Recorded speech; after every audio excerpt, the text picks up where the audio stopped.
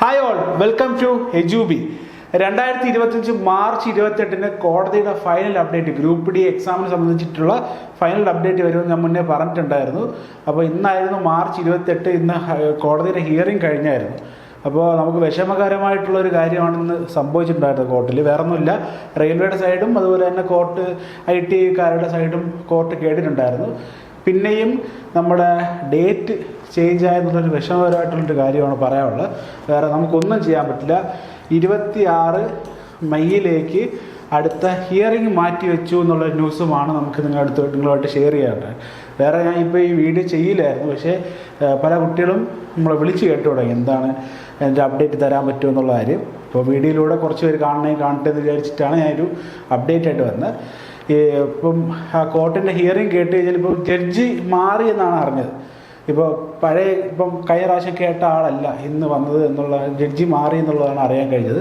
പിന്നെ അതുപോലെ തന്നെ മുന്നേ ഉള്ള ഇതിൽ 21 മാർച്ചിൽ റെയിൽവേയോടുള്ള അപ്ഡേറ്റ് റെയിൽവേ എടുത്ത് ചോദിച്ചിട്ടുണ്ടായിരുന്നു. നിങ്ങൾക്ക് എന്താണ് ഇതിൽ പറയേണ്ടത്, നിങ്ങൾ രേഖാമൂലം കോടതിയെ അറിയിക്കുക എന്നുള്ളത് കോടതി റെയിൽവേ എടുത്ത് പറഞ്ഞിട്ടുണ്ട്. അവർക്കൊരു ഡെഡ് ലൈൻ കൊടുത്തു. 21 മാർച്ചിൽ നിങ്ങൾക്ക് എന്താണ് ഈ ഒരു വിഷയത്തിൽ പറയേണ്ടതായിട്ടുള്ളതെന്നുള്ളത് എന്ത് ചെയ്തു, കോടതി കൊടുത്ത ഡേറ്റ് ആയിരുന്നു. പക്ഷേ അന്നും റെയിൽവേ അതൊരു പ്രോപ്പറായിട്ട് കൊടുത്തില്ല എന്നാണ് അറിയാൻ കഴിഞ്ഞിട്ടുള്ളത്. അപ്പോൾ അതും എനിക്ക് തോന്നുന്നു ഈ ഡേറ്റ് മാറ്റിവെക്കാനൊരു കാരണമായി തീർന്നേക്കാം എന്നെനിക്ക് തോന്നുന്നു. പിന്നെ നമുക്കിനി 26 മെയ് വരെ കാത്തിരിക്കാം.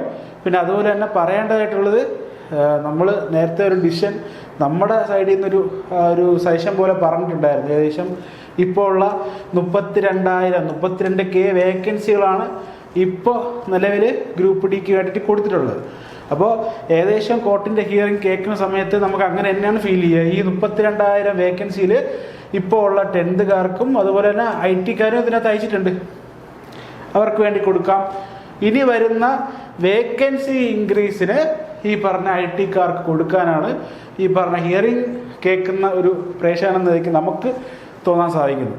അപ്പോൾ അതുകൊണ്ട് 26 വരെ ഇനി കാത്തിരിക്കുന്ന അടുത്തൊരു ഹിയറിംഗ് വരണമെങ്കിൽ ദയവേത് ഞാൻ നേരത്തെ മുന്നേ ഇട്ട വീഡിയോയിലും ഞാൻ പറഞ്ഞിട്ടുണ്ട്, അതുവരെ നിങ്ങൾ കാത്തിരിക്കേണ്ട ആവശ്യമില്ല, അപ്പം തന്നെ പഠിച്ചു തുടങ്ങുക. മേ ബി ഈ പറഞ്ഞ കേസ് ഓക്കെ ആവുന്നുണ്ടെങ്കിൽ ഈ പറഞ്ഞ ഗ്രൂപ്പ് ഡി ഒരു ജൂൺ അല്ലെങ്കിൽ ജൂലൈയിലൊക്കെ നമുക്ക് പ്രതീക്ഷിക്കാവുന്നൊരു എക്സാമാണ് ഈ പറഞ്ഞ ഗ്രൂപ്പ് ഡി എന്ന് പറയുന്നത്. സോ നമ്മൾ ഈ 26 വിധി വരും വരെ കാത്ത് 10th ക്ലാസ് വരെ ഇരിക്കുകയാണെങ്കിൽ പിന്നെ നിങ്ങൾക്ക് പഠിക്കാൻ എത്ര ദിവസം കിട്ടും എന്നുള്ളത് നിങ്ങൾ തന്നെ ഒന്ന് മനസ്സിലാലോചിക്കുക. അതുകൊണ്ട് ദയവേത് പഠിക്കാതിരിക്കുക. ഞാൻ കഴിഞ്ഞ വീട്ടിലതാ പറഞ്ഞത്, പഠിക്കാതിരിക്കുന്ന കുട്ടികളുടെ അടുത്ത് നമുക്കിത് പറയാനുള്ളൂ.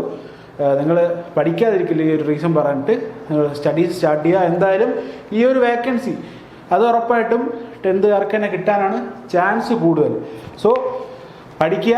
ഈ ഒരു അപ്ഡേറ്റ് പറയാൻ വേണ്ടി മാത്രമാണ് ഞാൻ വന്നത്, അല്ല വേറെ ഒന്നിനും വേണ്ടിയിട്ടല്ല. So be happy. Thank you.